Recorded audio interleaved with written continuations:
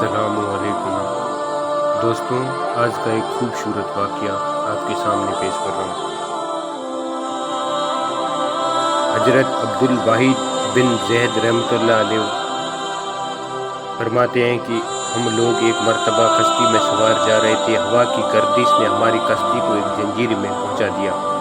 हमने वहाँ एक आदमी को देखा कि एक बूत को पूज रहा। हमने उससे पूछा कि तू किसकी परसिस्त करता है। उसने उस बूत की तरफ इशारा किया। हमने कहा, तेरा माबूद खुद तेरा बनाया हुआ है और हमारा माबूद ऐसी चीज़ बना देता है जो अपने हाथ से बनाया हुआ वो पूजने के लायक नहीं है।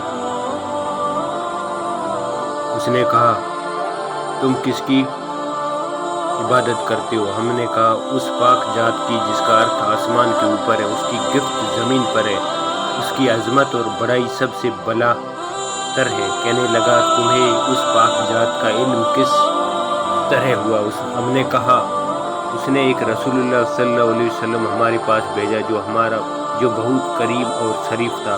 उस सल्लल्लाहु अलैहि वसल्लम ने हमें ये सब बातें बताई। उसने कहा, वे रसूलुल्लाह सल्लल्लाहु अलैहि वसल्लम कहाँ हैं?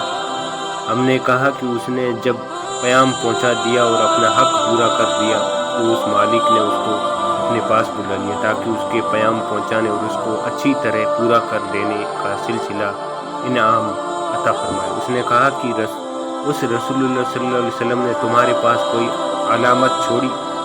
हमने कहा, उस मालिक का पाक कलाम हमारे पास छोड़ा है। उसने कहा, मुझे वह किताब दिखाओ। हमने कुरान पाक लाकर उसके सामने रखा। उसने कहा, मैं तो पढ़ा हुआ नहीं हूँ, तुम इसमें से मुझे कुछ सुनाओ। हमने एक सूरत सुनाई। वह सुनते हुए रोता रहा यहाँ तक कि वह सूरत पूरी हो गई। उसने कहा, इस पाक कलाम वाले का हक यही है कि उसकी नाफरमानी ना की जाए। इसके बाद वह मुसलमान हो गया। हमने उसको इस्लाम के अरकान और अहकाम बताए। वह चंद सूरतें कुरान पाक की सिखाई। जब रात हुई, ईशा की नमाज पढ़कर हम सोने लगे तो उसने पूछा कि तुम्हारा माबूद भी रात को सोता है? हमने कहा कि वह पाक जात हय्युमन कय्यूमन है, वह ना सोता है ना उसको ऊँघ आती है।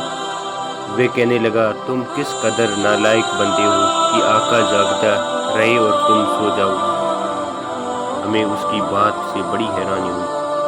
जब हम उस जंजीरे से वापस होने लगे तो वह कहने लगा कि मुझे भी अपने साथ ही ले चलो ताकि मैं दीन की बातें सीखूं। हमने अपने साथ ले लिया। जब हम शहर आबादान में पहुंचे तो मैंने अपने साथियों से कहा कि ये शख्स नो मुस्लिम है, इसके लिए कुछ मांस और फिक्र भी चाहिए। हमने कुछ दिरहम चंदा किया और उसको देने लगे। उसने पूछा, ये क्या? हमने कहा, कुछ दिरहम में इनको तुम अपने खर्चे में ले आना। कहने लगा, ला इलाहा इल्लल्लाह, तुम लोगों ने मुझे ऐसा रास्ता दिखाया जिस पर खुद भी नहीं चलते। मैं एक जंजीर में था, एक बूत की पर इबादत करता था, खुदा पाक की इबादत भी ना करता था। उसने उस हालात में मुझे जाया और हलाक नहीं किया, हालांकि मैं उसको जानता भी ना था। वह इस वक्त मुझे क्यों कर जाया कर देगा जबकि मैं उसको पहचानता भी हूँ और उसकी इबादत करता भी हूँ। 3 दिन के बाद हमें मालूम हुआ कि उसका आखिरी वक्त है, मौत के करीब है। हम उसके पास गए, उससे पूछा कि तेरी कोई हाजत हो तो बता। कहने लगा कि मेरी तमाम हाजतें उस पाक जात ने पूरी कर दी जिसने तुम लोगों को जंजीर में मेरी हिदायत के लिए भेजा था। शेख अब्दुल वाहिद रहमतुल्लाह अलैह फरमाते हैं कि मुझ पर दफू अचानक नींद का गलबा हुआ। मैं वहीं से सो गया तो मैंने ख्वाब में देखा कि एक निहायत सरसब्ज सादाब बाग है।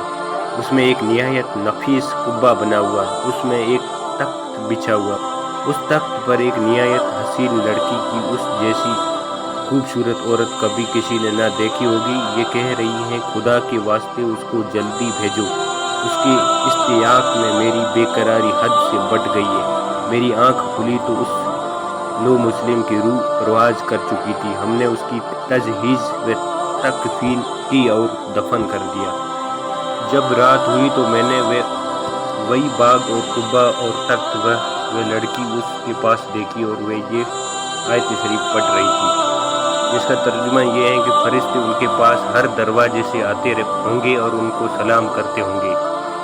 جو ہر کسی کی آفت سے سلامتی کا مجدہ خوشخبری، اور یہ اس وجہ سے کہ تم نے صبر کیا تھا اور دین پر مضبوط جمی رہی، بس اس جہان میں تمہارا انجام بہت بہتر ہے۔ حق تعالیٰ شاہنو کی عطا بخشش کے کرشمے کی ساری عمر بت پرستی کی، اور اس نے اپنے لطف و کرم سے موت کے قریب ان لوگوں کو زبردستی کشتی کے بے قابو ہو جانے سے وہاں بھیجا اور اس کو آخرت کی دولت سے مالا مال کر دیا۔ ملک الملم، جس کو تو دینا چاہے اس کو کوئی روکنے والا نہیں، اور جس کو تو نہ چاہے اس کو کوئی دینے والا نہیں۔